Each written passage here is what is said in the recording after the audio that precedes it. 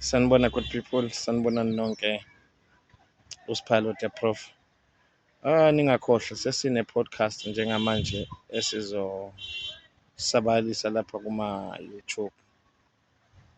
Ningakhohlwa ukungisubscribe kuyo yonke into yami. Khumbule bafethu, senza kwenzeka umprofethi lo osengene emkhakheni wokukhulisa i-brand yakhe.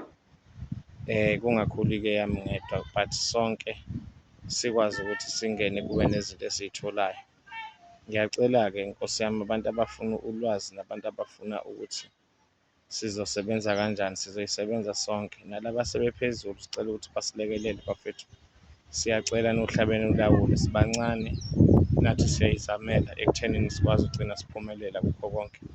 Ngicela ukuthi uma nibuka le video ningakhohlwa ukusubscribe, ningadluli nje nisubscribe ukuze nathi sikwazi ukukhulisa kakhulu i-brand yethu ezosiza wonke umuntu. Siyabonga. Danko.